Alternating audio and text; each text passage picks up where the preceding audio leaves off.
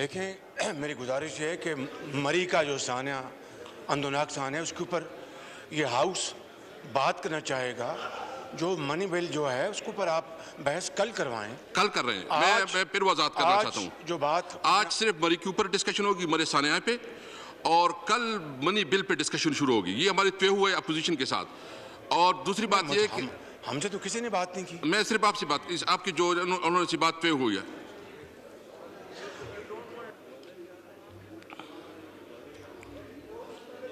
अभी तो सिर्फ चंद स्टैंडिंग कमेटी की रिपोर्ट पेश करके इसके बाद मैं आपको मौका देता हूँ। प्लीज जी, एक मिनट। बिस्मिल्लाहिर्रहमानिर्रहीम। जनाब स्पीकर, आप मेरी आपसे मैं आपको फिर रिपोर्ट सिर्फ स्टैंडिंग कमेटी की चंद रिपोर्ट है वो पेश करके आप बात करें इसके बाद। प्लीज प्लीज जी, कौन सी standing item number?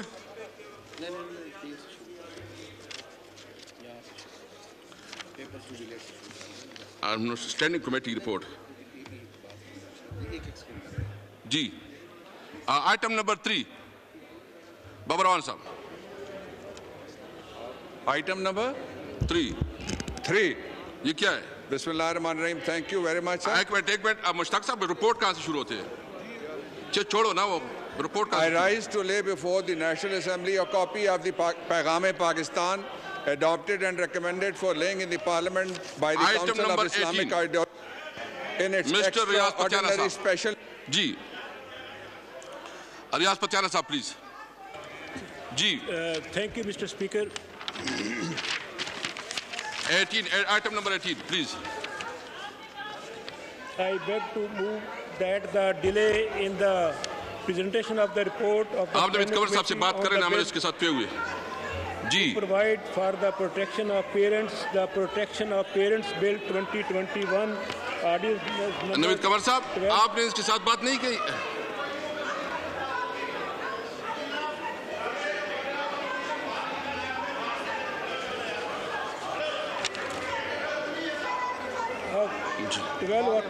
Standing committee वो कर ले।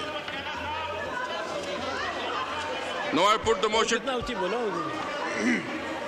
जी। मैंने जी मैंने मैंने एक मिनट आप तशरीफ रखें यार, आप तशरीफ रख ले प्लीज। आप तशरीफ रखें उधर। आइटम नंबर 18 मैंने पेश कर दिया। आप तशरीफ रखें उधर। जी मियां साहब प्लीज।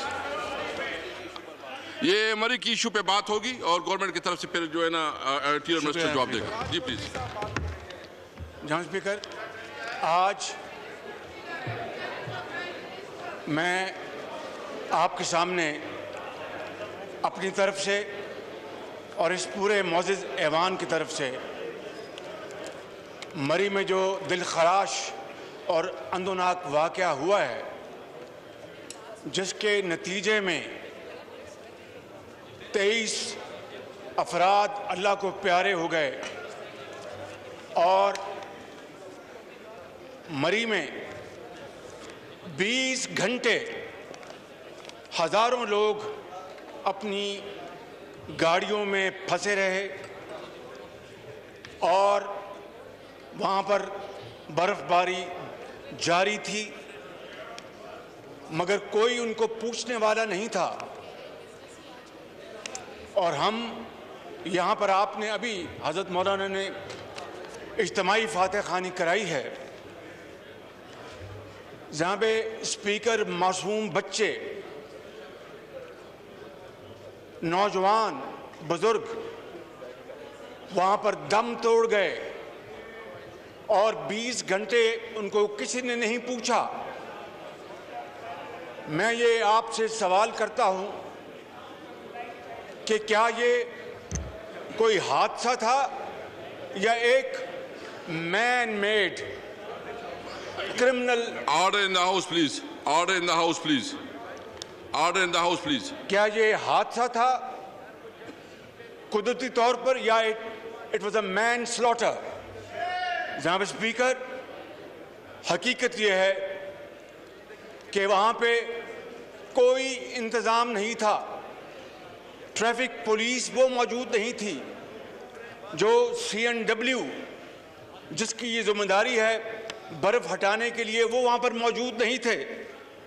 और लोग बेचारे आसमान की तरफ देखते रहे और वो बुलाते रहे, वो दरख्वास्त करते रहे, वो अपनी जान की वो भीख मांगते रहे। कोई वहाँ पर पुरसाने हाल नहीं था। जनाब स्पीकर, यकीनन मौत बरहक है, ये अल्लाह ताला की तरफ से, ज़िंदगी और मौत उसकी तरफ से है, खुशी गमी उसकी तरफ से है, बीमारी और सेहत याबी उसकी तरफ से है। लेकिन ये जनाब स्पीकर, ये स्ट्रेट एक इंतज़ामी, एक बदतरीन नाअहली, नालायकी का वो एक मुजरमाना ये फेल है जिसकी कोई माफ़ी नहीं है। मैं आपको ये गुजारिश करना चाहता हूँ कि जब महकमा मौसमियात ने इनको ख़बरदार कर दिया कि शदीद बर्फ़बारी होने वाली है, तो हुकूमत ने क्या इंतज़ामात किए? जब इनको ये अंदाज़ा था और ख़बरें मिल रही थीं, निज़ाम पूरा मौजूद था, यहाँ पर भी सेफ सिटी इस्लामाबाद में है, कैमरे लगे हुए हैं, चाहे आप एक्सप्रेस वे को आप ले लें या जो मरी का पुरानी सड़क उसको ले लें। अगर बेपनाह रश था तो फिर जो टूरिस्ट थे, सयाह थे, उनको मज़ीद जाने से रोकने के लिए क्या इन्होंने इंतज़ामात किए? जनाब स्पीकर, फिर क्या इन्होंने रेड अलर्ट जारी किया जिसकी शदीद ज़रूरत थी? जब महकमा मौसमियात ने बता दिया कि शदीद बर्फ़बारी होने वाली है, इन्होंने क्या इंतज़ामात किए? और फिर जनाब स्पीकर, मैं ये कहना चाहता हूँ, यहाँ पर हम आए हैं इस वाक़या के ऊपर, अफसोसनाक वाक़या, दिल खराश वाक़या के ऊपर बात करने, खुद नुमाई के लिए नहीं आए। लेकिन जो हक़ाइक़ हैं उनसे आप चेहरा छुपा नहीं सकते। जो स्टैंडर्ड, जो प्रैक्टिस थी, SOPs थे, वो मौजूद थे। और जनाब स्पीकर, मरी में ये पहली मरतबा तो बर्फ़ नहीं पड़ी। जो इतना रश था स्याहों का, ये पहली मरतबा तो नहीं हुआ। ये तो पिछले 2 साल चूँकि कोविड था, उसकी वजह से लोग मरी और दूसरे पहाड़ों पे ना जा सके। अब उन्होंने रुख किया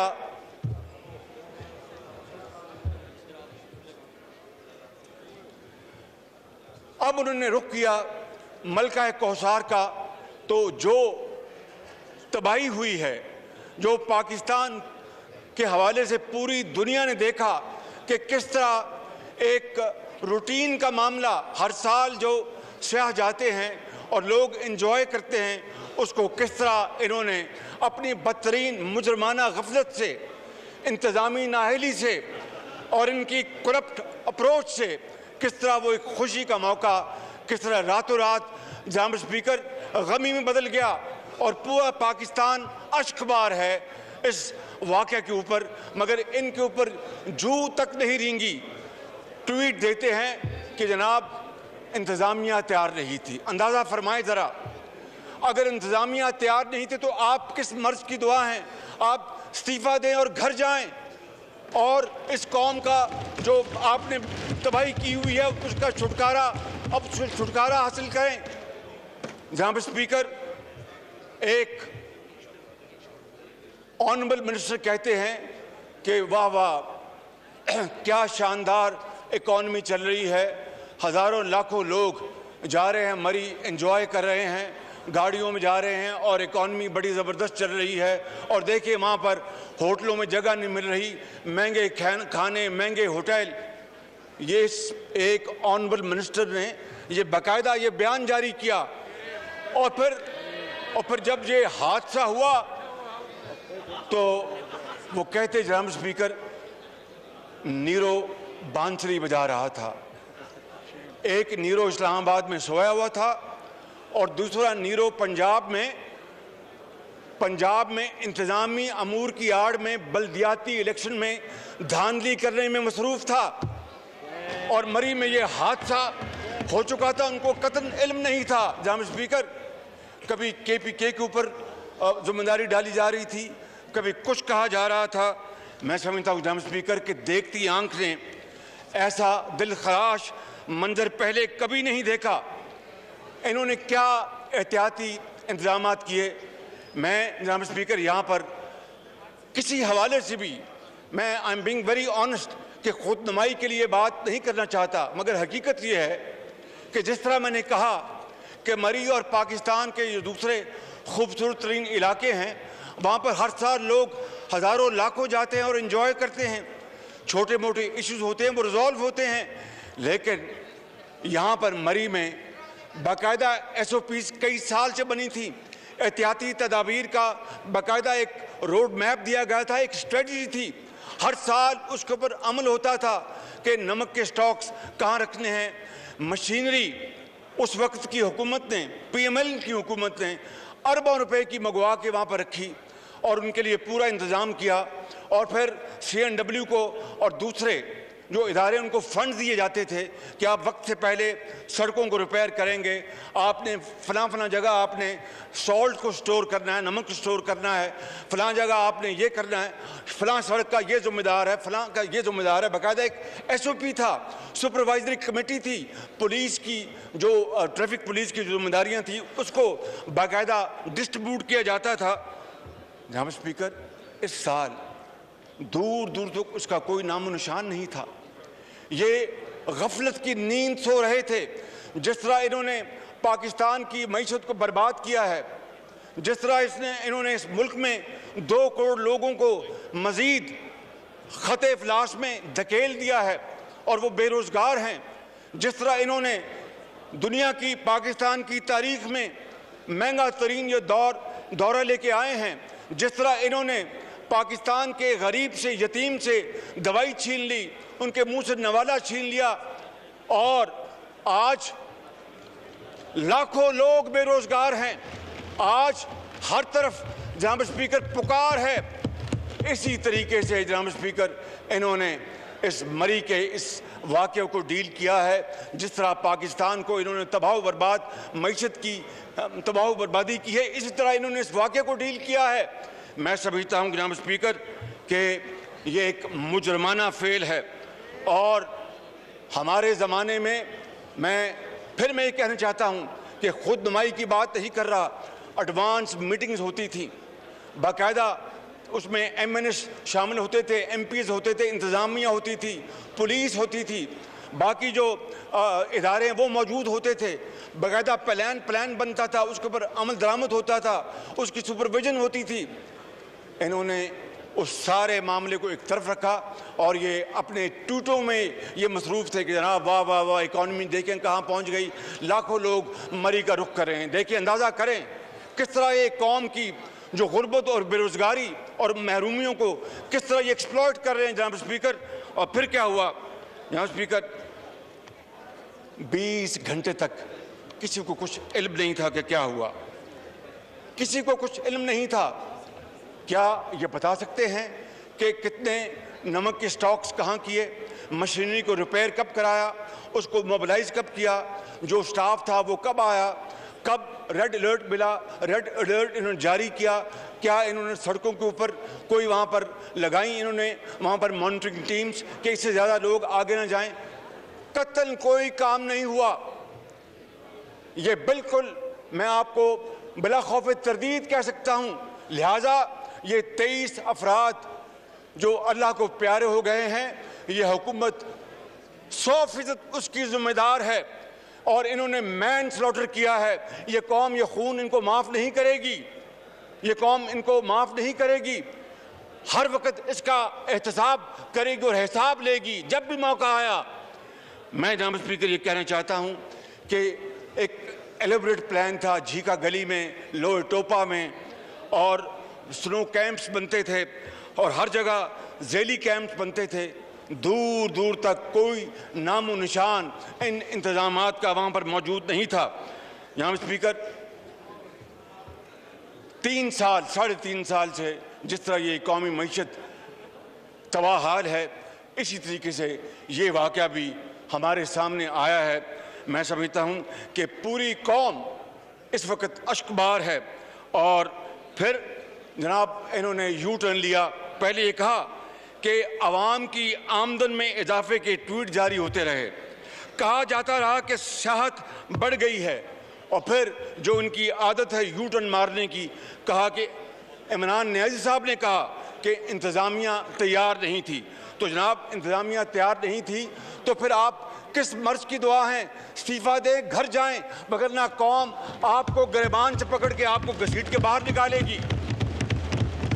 जनाब स्पीकर, मैं समझता हूं कि ये नीरो हैं, नीरो जो बांसुरी बजा रहे हैं। कौम बेहाल है, कौम भूख, इफलास, गुर्बत से मर रही है और उनका माशी कत्ले आम हो रहा है। और ये जहाँ इनको कोई सरोकार नहीं, इनको एक ही काम आता है कि किस तरह गाली गलोच करना, किस तरह दुश्मनाम तराजी करनी, किस तरह ऑपोजिशन को दीवार से लगाने के लिए क्या हथकंडे इस्तेमाल करने, और इनके पास कोई और अमल नहीं है।